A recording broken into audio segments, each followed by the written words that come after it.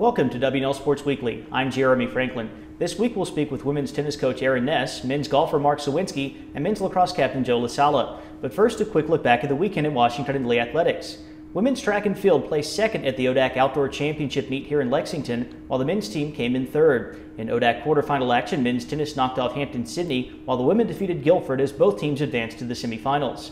Baseball clinched a spot in the ODAC tournament with a home doubleheader sweep of Virginia Wesleyan, beating the Marlins 15-11 and 9-4, while men's lacrosse dropped a 9-8 nail-biter at Roanoke. Women's lacrosse fell 11-6 to Guilford, but rebounded to defeat Sweetbriar 12-3. And in golf, the men's team placed fourth at the ODAC Championship, while the women came in third.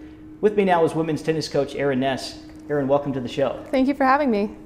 How has your first year gone at the helm of the Washington and Lee program? It's been a great year so far. Definitely, it's a big change coming from California, but I've loved it so far. I love the team, love working at WNL, and I think we've done really well as a team so far, so I couldn't ask for a better first year. Over the last few weeks, your team has defeated a top 10 squad in Carnegie Mellon. You played number 2 Claremont Mudscripts to a 5-4 decision out in California. How much confidence are the Generals playing with right now? We're playing with a lot of confidence. I think we're where we need to be at this point. We haven't quite peaked yet. We're hoping to peak at NCAAs next month, but definitely 2 big top 10, 1 win and 1 very close win gives us a lot of confidence going into the NCAA regionals and the ODAC tournament this coming weekend. So I'm very happy with where we are, and I think the team is too. You mentioned the ODAC tournament, which continues this weekend down in Virginia Beach. What are the keys for the Generals as you pursue a conference title? I think our biggest keys really are to stay focused and just take care of business, playing smart doubles, just not making any dumb mistakes, same with singles, being able to focus for the entire match and just not really making any dumb errors. And if we do that, there's no doubt we should take the ODAC title. You've already played a very tough schedule. You've got Emory and Mary Washington on tap after the ODAC tournament. How well prepared is your team for this stage of the season? I think we're prepared. Again, we're in a very good spot right now as a team. I think we understand kind of the implications of the upcoming weekend, not only ODAC, but with, like you said, Emory and Mary Washington. And I think we have a lot of confidence going into the NCAA tournament, which obviously plays a big role. So our goal is to win a national championship, and I think we're well on our way. Erin, thanks for being here. Best of luck the rest of the way. Great, thanks for having me. I'm joined now by Mark Sowinski, junior golfer from Greensboro, North Carolina. Mark, welcome to the show. Glad to be here. How did Washington and Lee perform at the ODAC Championship this week? Well, we came in 4th at the ODACs this year. It's held at Bay Creek, which is a resort on the eastern shore of Virginia. It's a really tough golf course. The conditions, and this year especially, were very difficult. Winds up to 30 miles an hour, gusting higher than that. It's a lot of fun, but very difficult to play in those kind of conditions. And as always, the competition and the conference was very, very strong. WNL had a first year and a sophomore receive all ODAC honors. Teddy Corcoran was on the first team. Patrick Clausen was his second team selection. What does it mean to the program to have that kind of recognition for younger players? Well, it's really bodes well for the future of the Washington and Lee golf team. Patrick and Teddy are both really, really strong players. And Teddy won the Guilford Invitational earlier in the year at Pine Needles. So it's really exciting to see these guys, their golf games mature. I'm really looking forward to seeing next season how they perform. 2012-2013 is the first varsity season for women's golf here at Washington and Lee, and the 2 teams share the same head coach in Pete Jessic. How exciting is it to be a part of Washington and Lee golf at this time? It's really exciting. The program's undergone a transformation, and it's in a good direction. It's also exciting to see the new tradition of women's golf be established here. For a school that's so established in tradition, seeing a new one started is pretty exciting as well. What kind of expectations do you have for the men's team next year? Very high expectations. I think the team will be very strong, especially considering how young the team is. Guys like Patrick and Teddy, and some new recruits that we are supposedly down the pipeline. Next year could be a very, very strong season. I'm looking forward to it greatly. Mark, thanks for joining us. Great to have you here. Glad to be here. Thank you. With me now is Joe LaSala, senior lacrosse captain from Wilton, Connecticut. Joe, welcome to the show. Thanks for having me, Jeremy. WNL has dropped a couple of heartbreakers to Roanoke and to Lynchburg in conference play. What will those games do to provide motivation for the team as you reach the ODAC tournament? Well, first of all, I think you hit the nail on the head. I mean, those were both heartbreakers. I played a lot of games here at WNL, and I don't remember two more painful losses than those two games. And I think you just got to fuel that passion and that hurt into the right way. You know, fuel it into your play the next time you see them. And it's going to be a big motivating factor when we play them again. Fortunately, I think we're probably going to be playing Lynchburg in the semifinals if everything goes according to plan. Obviously, we need to keep taking it a game at a time. But I think we will see both of those teams again. And we're looking forward to righting the ship and correcting those situations. And obviously for them, I mean, they may feel that they have a little bit of an advantage, but I think personally that it's very difficult to beat a team twice. So we're staying very focused. We're keeping it, looking at it a game at a time, and we're expecting to take care of business against Shenandoah, then Hampden-Sydney, then Randy Mack, then Lynchburg, and then Roanoke in that ODAC championship. So we're focused, we're determined, and we're looking forward to what we have coming up. The Generals have the top scoring defense in the ODAC this year. What makes WNL so strong at that end of the field? That's a great question. I think there's a lot of factors that tie into that.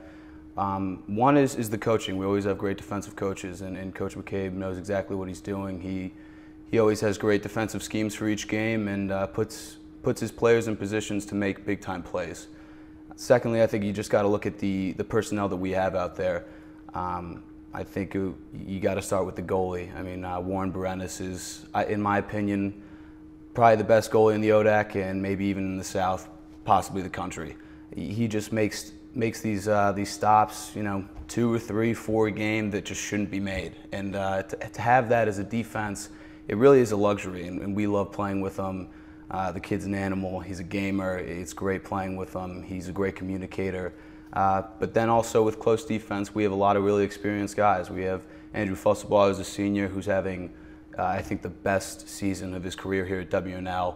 And then we have a lot of guys who are stepping up. Colin Frazier has been playing great this year. He worked out in the weight room a ton in the offseason, and it really shows. He's a force out there. And then you have Connor O'Toole, who's been coming in as the 4th defenseman, and you know, he just steps in, and it really goes unnoticed when that 4th man comes in, which is a huge benefit for our team to have 4 defensemen that could really play no matter what the you know, whatever 3 are out there. It really doesn't make a difference in my mind, which I think is a huge benefit and a huge advantage for us. There's a new format for the ODAC tournament this year. The semifinals and the championship will be played back-to-back at Roanoke next weekend. What does WNL need to do to get there, and how do you beat 2 high-level opponents on back-to-back days? Well, like I said before, I think the first part of that is just taking it a game at a time. We have Shenandoah tonight. They're going to be a good opponent. They're a young team, but they have a very strong coach in Coach Kruger, who used to coach here. And then we have to go beat a very strong Hampden-Sydney team. And Hampden-Sydney started out, you know, a little bit shaky. And as we talked about, they only beat Shenandoah by 1 goal in an 8-7 matchup, which for a storied program like Hampden-Sydney, to only win by 1 against a first-year program in Shenandoah, that probably hurt them a little bit. And I think that motivated them to play well. And now you see them, they beat Roanoke, they beat Lynchburg, they just beat Lynchburg, not Roanoke.